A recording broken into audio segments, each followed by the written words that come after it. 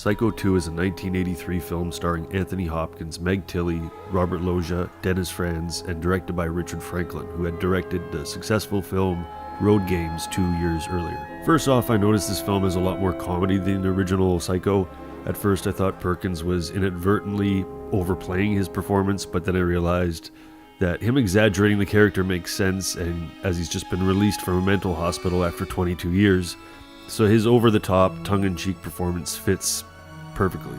So the whole film, murders are happening around a motel, so the characters and we as the audience are kept guessing who's doing the killing.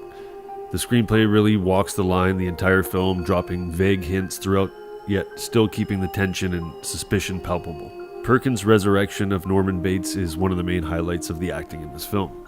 His exaggerated facial expressions, awkward mannerisms, and overall unpredictable behavior bring a sort of eeriness to the character while remaining true to the original film's depiction of Norman. Meg Tilly's performance is spot on. She's genuinely believable when she's scared or nervous, and her relatable girl next door character contrasts nicely with Norman. Robert Loggia and Dennis Franz are always strong and interesting character actors to watch.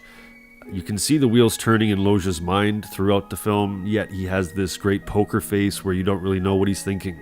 Dennis Franz is cast perfectly as the seedy low-life drunk who was managing the motel while Norman was in the hospital.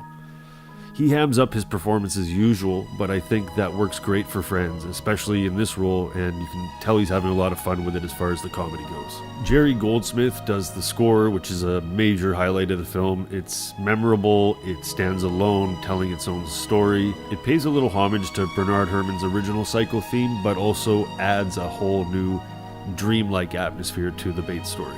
The cinematography by Dean Cundy also stands out in this film. Dean Cundy was the DP for many great films like Halloween, The Thing, and Back to the Future.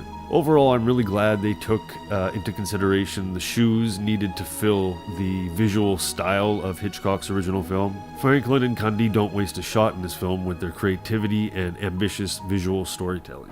This isn't just one of the most underrated sequels, in my opinion, but it's also just a very overlooked horror film with great satirical awareness about it. Highly recommend Psycho 2. Until next time.